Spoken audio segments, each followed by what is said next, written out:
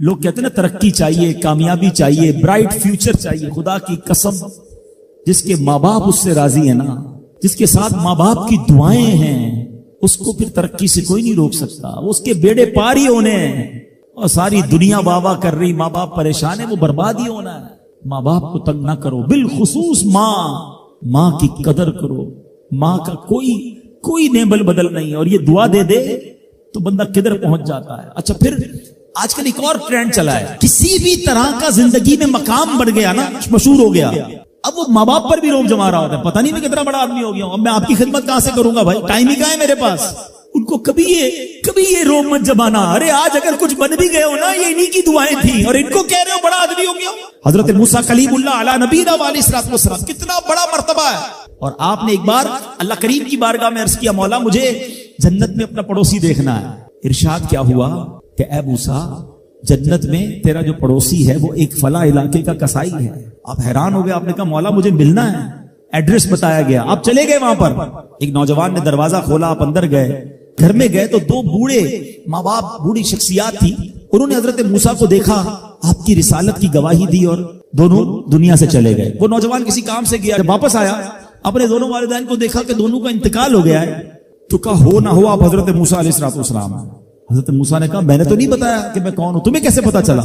کہ میرے ماں باپ روزانہ دعا کرتے تھے کہ یا اللہ اس وقت تک موت نہ دینا جب تک حضرت موسیٰ کا دیدار نہ کر لیں. آپ ہمارے گھر آئے ہیں، آپ کو انہوں نے دیکھا ہے، یہ چلے گئے دنیا سے، آپ ہی حضرت موسیٰ. حضرت موسیٰ نے فرمایا بتاؤ کچھ اور بھی دعا کرتے تھے؟ کہاں میں اپنے بوڑھے ماں باپ کیونکہ چبا نہیں سکتے تھے، روز ان کو دیوالے چبا چبا کر کھلاتا تھا.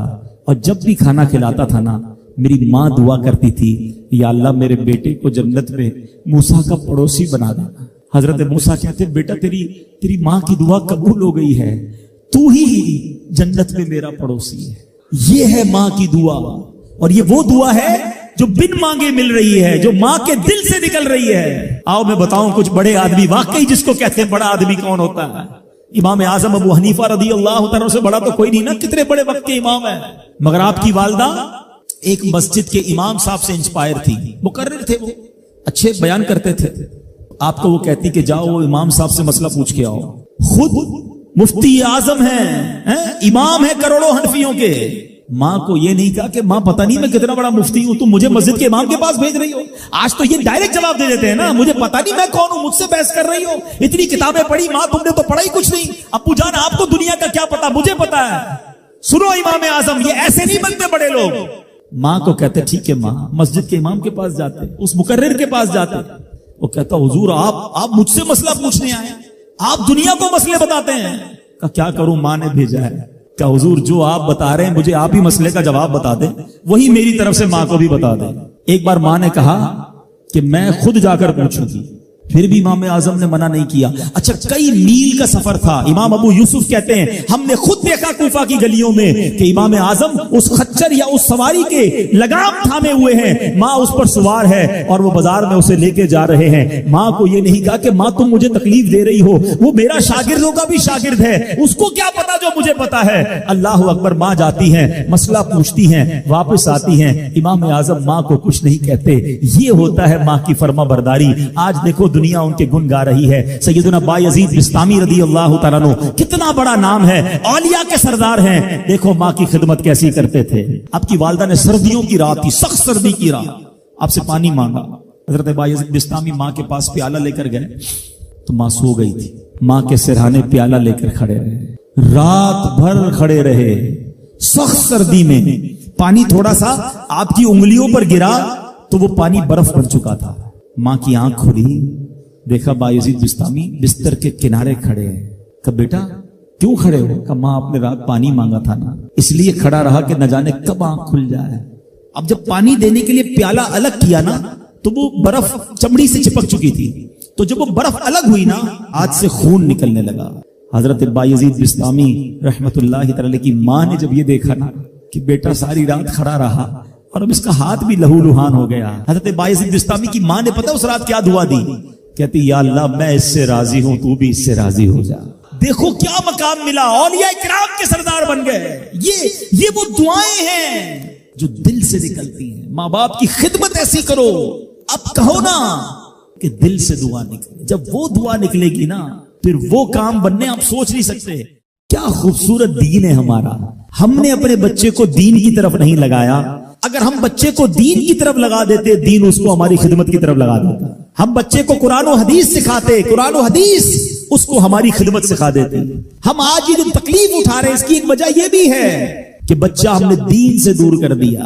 اگر آپ چاہتے ہیں کہ آپ کے بڑھاپے کا سہارا آپ کے بچے بنے, آپ کے مرنے کے بعد بھی آپ کے لیے صدقہ جاریہ بنے, تو آپ نے اپنے بچوں کو دین کی طرف لانا ہے. کچھ اولادیں وہ ہیں جن کی ماں باپ نے تربیت ایسی کی, ہم نہیں جاتے, وہ خود رابطہ کر رہے ہوتے ہیں کہ ماں کا انتقال ہو گیا, یار کچھ کنواں کھدوانا ہے, کوئی مسجد بنانی ہے, کوئی مدرسے میں میری ماں کے لیے مجھے کچھ کرنا ہے. کیوں؟ ماں نے تربیت ایسی کی, والد نے تربیت ایسی کی, انہیں ماحول ایسا دیا کہ ماں باپ کے مرتے ہی انہیں فکر ہو گئی کہ میری ماں قبر میں اکیلی ہے, میرا والد قبر میں اکیلا ہے, اس نے روز مجھے کھانا کھلایا تھا, آج میں روز اسے ثواب پہنچانے کا کوئی انتظام کروں. یہ اس بچے کے دل میں خیال کیسے آیا؟ کیونکہ اللہ نے اسے اچھا ماحول عطا کیا, ماں باپ نے اس کو اس ماحول کی طرف بڑھایا. تو میں یہاں والدین سے گزارش کروں گا کہ خدارا اپنے بچوں کی ایسی تربیت کرو کہ بڑھاپے میں بھی تمہارا ساتھ دیں اور مرنے کے بعد بھی تمہارے لیے صدقہ جاریہ کا باعث بن جائیں. آپ کے بچے آپ کے قدموں میں رہیں گے اگر آپ نے بچوں کو دیندار بنا دیا. اللہ کرے یہ فارمولا سمجھ آ جائے نا.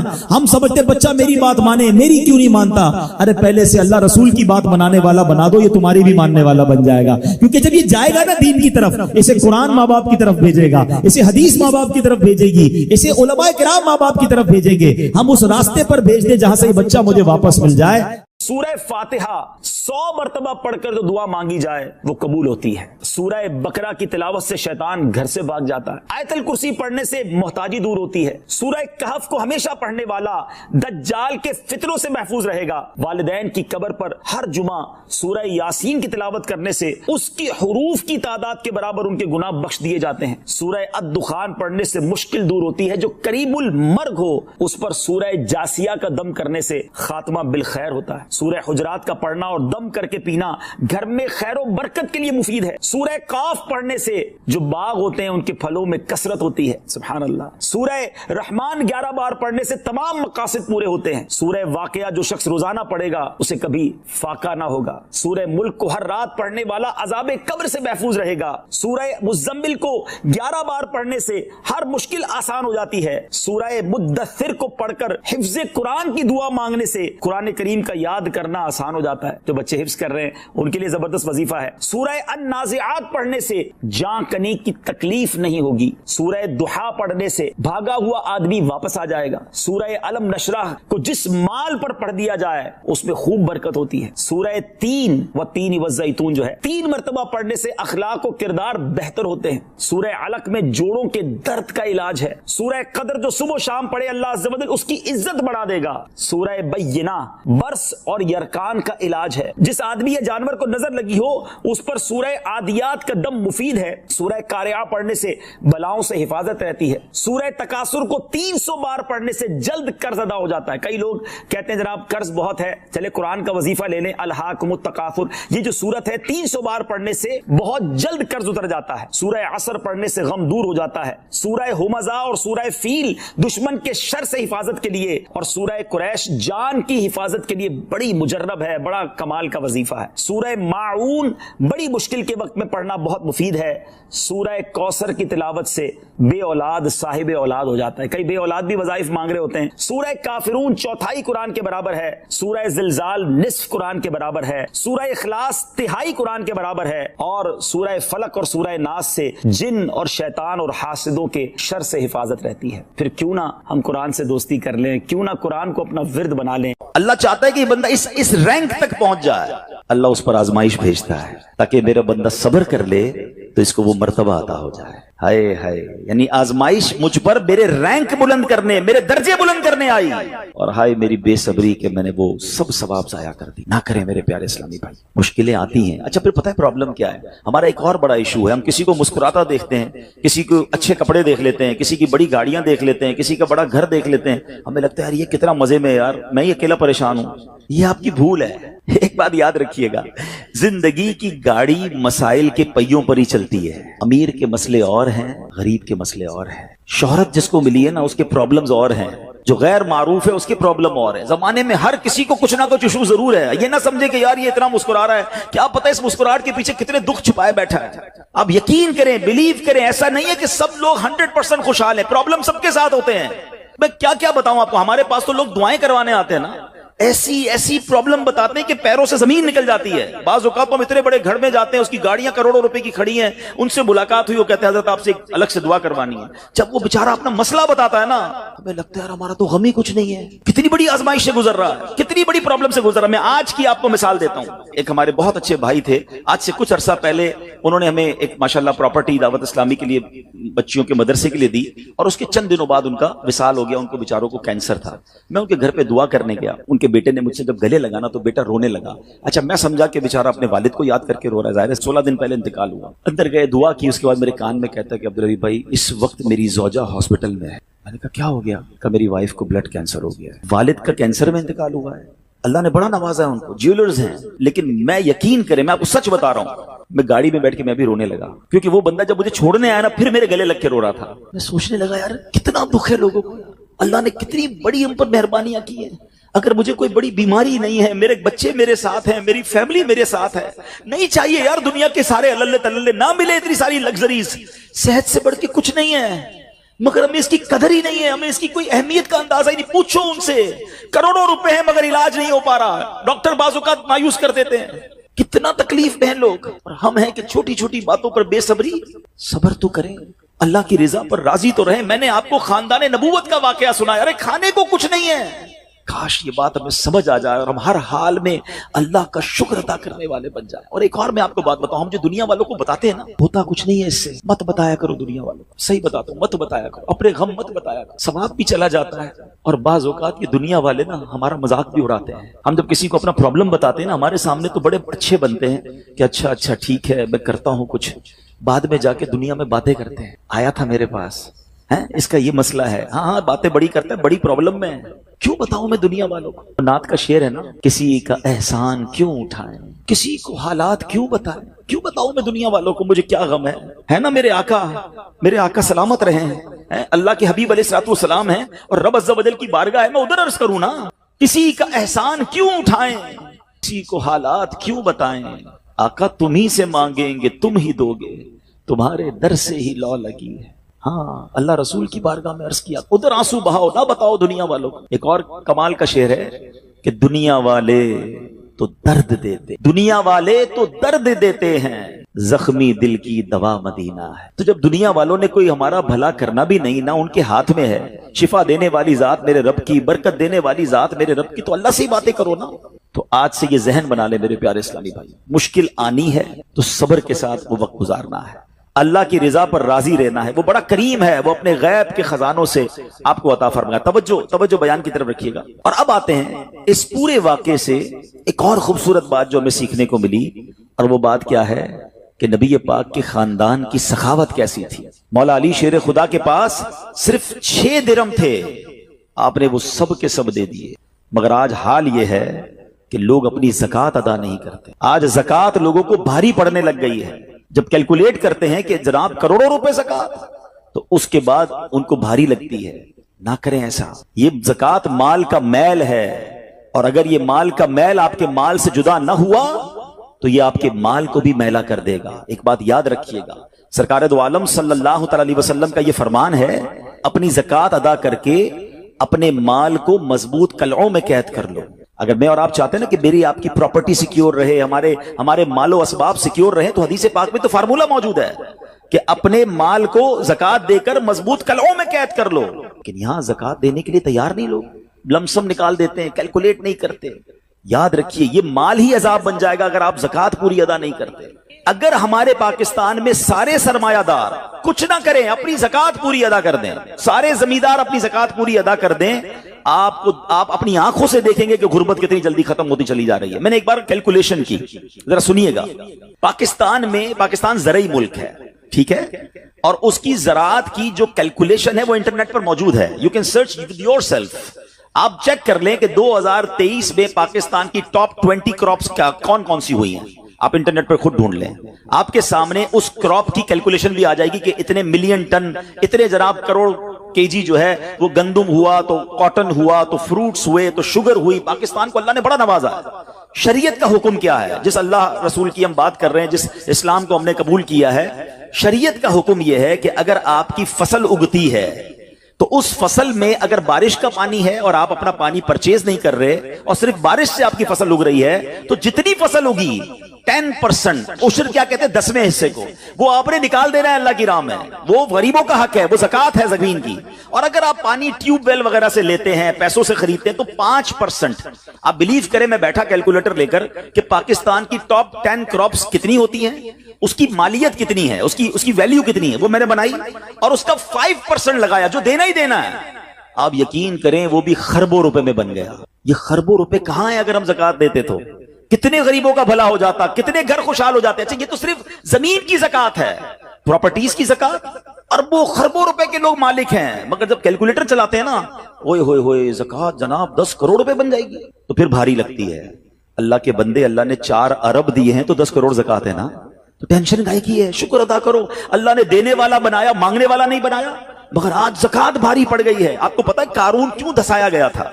कारून ये हजरत मूसा का कजन था, ये तौरात का आलिम था और बड़ा बड़ा आलिम दीन था। मगर जब हजरत मूसा ने उसको ज़कात का हुक्म दिया ना, उसके पास कितने पैसे थे कि कुरान कहता है उसकी खजानों की चाबियां एक जमात लेकर चलती थी। खजाने नहीं, सिर्फ कीज ऑफ द ट्रेजर, इतना खजाना था। मगर क्या हुआ ये कि जब हजरत मूसा ने उसको कहा, अच्छा उस जमाने पता है ज़कात कितनी थी? अभी तो 100 पे 2.5 है ना, 1000 पे 1। आपने फरमाया हर 1000 पर 1 तुमने ज़कात देनी है। उसने कैलकुलेट किया तो बहुत बनते थे। हजरत मूसा के खिलाफ हो गया, ज़कात का इनकार किया, अपने खजानों के साथ जमीन में धंसा दिया गया। प्लीज खुदा के वास्ते इस आवाज को सब मिलकर आगे बढ़ाएं। मैं तो ये समझता हूं जिस तरह हम नमाज की बात करते हैं कि नमाज पढ़ो, ज़कात दें, बेशक किसी को भी दें, जो हकदार है उसको दें, मगर ज़कात पूरी दें। पाकिस्तान खुशहाल हो जाएगा, गरीबों का भला हो जाएगा। लेकिन ज़कात जिसकी हजारों लाखों में शायद वो निकाल देता है, मगर जब ज़कात करोड़ों में हो रही है तो लोगों के दिलों पर बोझ बनती जा रही है। इसको बोझ ना बनने देना। मैं एक दुआ करता हूं आज, अगर आपको लगे तो आप भी आमीन कह देना। अपने लिए तो मैं कई बार ये दुआ करता हूं कि या अल्लाह मुझे वो माल ना देना जिसकी ज़कात मुझ पर भारी हो जाए। कहो आमीन। या अल्लाह वो माल देना कि मैं खुश दिली से तेरी राह में ज़कात दूं। अच्छा, ये भी बड़ा इशू है, पैसे निकलते हैं तो भारी बड़े पड़ते हैं। अल्लाह फरमाता तुम उस वक्त तक भलाई को नहीं पहुंच सकते जब तक अपनी प्यारी चीज राह खुदा में खर्च ना करो। आप बेहतरीन खर्च करो ना, अल्लाह आपको उससे ज्यादा अता फरमाएगा। अच्छा, जब भी कैलकुलेटर, देखिए कुछ चीजें कैलकुलेटर से कैलकुलेट होती हैं, मगर अल्लाह की राह में जो खर्च करने वाला मामला है ना, वो रहमत के कैलकुलेटर से कैलकुलेट होता है। वो मेरे और आपके कैलकुलेटर से कैलकुलेट नहीं होगा। आप हिसाब करेंगे कि यार मौलाना साहब कह रहे हैं अल्लाह की राह में खर्च करने से माल कम नहीं होता, करोड़ रुपए हैं, 2.5 लाख ज़कात दूंगा तो 97.5 बच गए, ये तो कम हो गए। आप इसको कहीं नोट कर लीजिए, अगले साल आप करोड़ रुपए की ज़कात नहीं दे रहे होंगे, आप उससे ज्यादा की ज़कात दे रहे होंगे। ये कैसे? जो भी ज़कात देता है आप उसको पूछ लीजिए, हर साल उसकी ज़कात बढ़ती है। क्यों बढ़ती है भाई? ज़कात तो कम हो, पैसे कम होने चाहिए थे। नहीं जनाब, ये मेरे नबी अलैहिस्सलाम का वादा है। वैसे तो मेरे आका जो फरमाए हक है, मगर इस हदीस में अल्लाह के रसूल अलैहिस्सलाम ने कसम उठाई। आप फरमाते हैं मैं कसम खाकर कहता हूं अल्लाह की राह में खर्च करने से माल कम नहीं होता।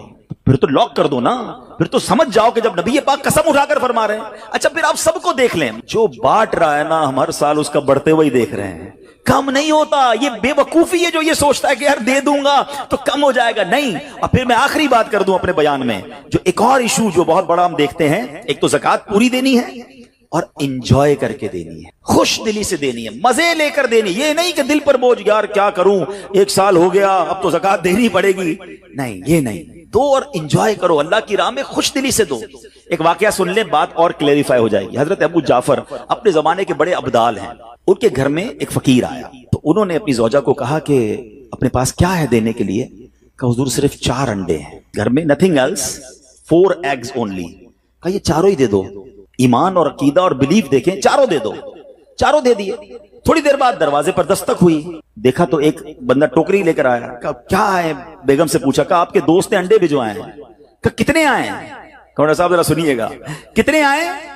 तो कहा कि 30 आए हैं। 30 किस हिसाब से आए? हमने तो 4 दिए थे ना। अब ईमान, उनका अकीदा और उनका बिलीफ देखे, क्या 4 दिए तो 40 आने चाहिए थे। एक का 10 अल्लाह का वादा है ना। तो कहा हुजूर आए तो 40 हैं मगर 10 अंडे टूटे हुए हैं। तो आपने अपनी ज़ौजा से पूछा कि सच बताओ जो तुमने 4 दिए थे اس کی کنڈیشن کیا تھی؟ کہ حضور بات یہ جب میں نے 4 دیے تھے نا اس میں بھی 3 ثابت تھے، ایک ٹوٹا ہوا ہی تھا. یہ فارمولا آج یاد کر لو، پورے دو گے پورے ملیں گے، ٹوٹے دو گے ٹوٹے ملیں گے. اب آپ چیک کیجئے کہ جب اللہ کی راہ میں خرچ کرنے کی باری آتی ہے، میں اپنا مال دل سے نکلتے ہوئے دکھ ہو رہا ہے یا خوشی ہو رہی ہے، بہترین دے رہا ہوں یا بچانے کی کوشش کر رہا ہوں. ہمیشہ یاد رکھیں ہم اللہ کی راہ میں خرچ کرتے ہیں، ہمارے پیسے نہیں پہنچتے وہاں پر، وہاں نیت پہنچتی ہے. اب مجھے بتاؤ نا یار، ہم اپنے لیے خرچ کرتے ہیں بہترین کھانا، بہترین لباس، اور غریب کو دینا ہے تو بچا ہوا لیفٹ اوور. اب اچھا اب میں کہتا ہوں 100 بندوں کو نہیں کھلا سکتے، نہ کھلائیں، 2 کو کھلائیں، اچھا کھلائیں، کوئی بات نہیں. آپ کسی کے دل میں خوشی تو داخل کریں، اپنے گھر والوں کے لیے لباس خرید لیں، 2 غریب بچوں کے لیے ویسا ہی لباس خرید لیں، پھر دیکھیں آپ کو کیسی برکتیں ملتی ہیں. تو ہمیں اس بار یہ ایک انداز اختیار کرنا ہے کہ ہم نے اللہ کی راہ میں بہترین خرچ کرنا ہے. اس کو ہمیں غلطی کیا کرتے ہیں؟ فطرے کی. جو فطرے کی جو بات ہے اس میں آپ کو ایک بات بتاتا ہوں. فطرہ حدیث پاک میں 4 قسم کا بیان ہوا ہے، گندم کا، جو کا، کشمش کا اور کھجور کا. ٹھیک ہے، لیکن ہم بچپن سے سن رہے ہیں، جب بھی فطرے کی باری آتی ہے ہم پہلے 50 روپے تھا وہ دے دیا، 100 دے دیا، 200 دے دیا، 300 دے دیا. ہمیں یہ پوری حدیث یا تو ہم نے پڑھی نہیں تھی یا ہمارے ذہن میں نہیں تھی، مگر حدیث پاک میں 4 قسم کا فطرہ بیان ہوا ہے. غریب آدمی گندم کا فطرہ دے دے کوئی بات نہیں، مگر جو روزانہ بہترین افطاری کر رہا ہے، بہترین کھانے کھا رہا ہے، سچ بتاؤ اس کو کون سا فطرہ دینا چاہیے؟ میری افطاری روز اجوا کھجور سے ہے اور عید والے دن میں گندم کا فطرہ دے آتا ہوں. ہمیشہ یاد رکھے اچھا خرچ کرے نا. اس بار فطرہ جس کو اللہ نے جیسا نوازا ہے، غریب آدمی کے لیے بات نہیں کر رہا، جس کو نوازا ہے رب نے. کیا ہم کبھی ایسا کرتے ہیں کہ عید کی شاپنگ کے لیے جائیں دکاندار سے کہیں کہ یار جو کپڑا سب سے سستا ہے وہ نکال دو، سب سے سستے جوتے نکال دو، میں نے عید پڑھنی ہے؟ بہترین چاہیے، اپنے لیے بہترین لینا ہے، اللہ کی راہ میں لوئسٹ والا فطرہ دینا ہے. خود غور کریں، خرچ کیجئے گا، دل سے کریں، اللہ اور نوازے گا. اور یہ تو وقت ہے لوگوں کو بانٹنے کا، یہ وقت ہے مسلمان بھائیوں کا ہاتھ پکڑنے کا، غریبوں کی مدد کرنے کا. کسی کی افطاری اچھی کر دیں، کسی کی سحری اچھی کر دیں، کسی کو لباس دے کر اس کی عید اچھی کر دیں. نہ جانے کس کی دعا کے صدقے آپ کا بیڑا پار ہو جائے گا. تو اے میرے پیارے اسلامی بھائیوں، جو میں نے مولا علی شیر خدا کرم اللہ تعالی وجہ الکریم اور ان کے خاندان کا واقعہ سنایا، اس میں میسج ہی یہ تھا کہ سخاوت اس کو کہتے ہیں. یہ ہے اللہ کی راہ میں خرچ کرنا جو کیسے بلاؤں کو اور بیماریوں کو دور کرتا ہے. مگر آج حال یہ ہے، یقین جانے دکھ ہوتا ہے جب ہم ملتے ہیں لوگوں سے، ان کی ویلتھ پتہ ہوتی ہے مگر زکوٰۃ پوری دینے کے لیے کوئی تیار نہیں ہے. خدا رسول کے واسطے آپ بھی اور یہ پیغام کو عام کریں. میں نہیں کہتا آپ دعوت اسلامی کو دیں کہ زکوٰۃ تو پوری دو یار، یہ وہ مال ہے جو آپ مارے جاؤ گے، یہ مال آپ کے لیے عذاب کا باعث بن جائے گا. اور واللہ میں 2-4 دن پہلے ایک بزنس مین کے پاس گیا، بعض اوقات ہمیں بزنس مین بھی سکھا رہے ہوتے ہیں. کیا کمال کی اس نے مجھے بات کہی. وہ کہتا ہے عبدالحبیب بھائی میرا یہ پیغام ذرا بزنس کمیونٹی تک پہنچائیے گا کہ جو زکوٰۃ نہیں دیتے نا اور جو خرچ نہیں کرتے، ان کو پتہ ہی نہیں ہے وہ کتنا بڑا لاس کر رہے ہیں. میں نے بانٹنا شروع کیا ہے، میرے مال میں ایسے برکت آئی ہے، میں خود حیران ہوں. میرے سامنے ڈیل ہوتی تھی وہ مجھے نظر نہیں آتی تھی، میں ادھر اللہ کی راہ میں صدقہ کرتا ہوں، ایسا لگتا ہے آنکھوں سے پردہ اٹھتا ہے، میرا کام ہو جاتا ہے. تو ان کو بتائیے آپ اپنا خود نقصان کر رہے ہیں اللہ کی راہ میں خرچ نہ کر کے. تو یہ ڈیوٹی ہے. بچپن سے سنا تھا اسلام کے 5 پلر ہیں، توحید، روزہ، نماز، حج اور زکوٰۃ. ہم زکوٰۃ کو تو ایسے اگنور کر بیٹھے ہیں کہ جناب دے دی اپنی مرضی سے، کوئی 5 لاکھ دیتا ہے، کوئی 10 لاکھ دیتا ہے. زکوٰۃ کس کو جاری ہے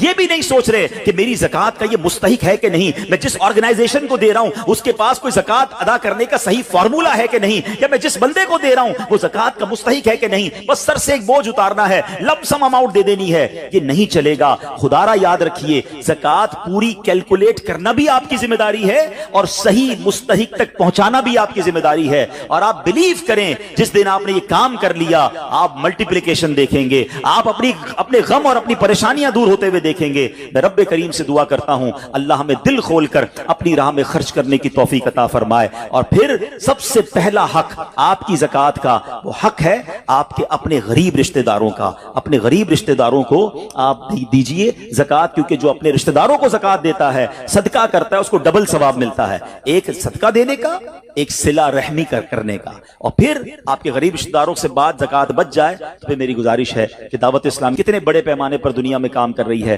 تو اپنی زکوٰۃ کا اپنا حصہ جو ہے اس میں ضرور عطا فرمائیں. اللہ کریم ہم سب کا جمع ہونا اپنی بارگاہ میں قبول فرمائے. آمین بجاہ النبی الامین صلی اللہ تعالی علیہ وسلم.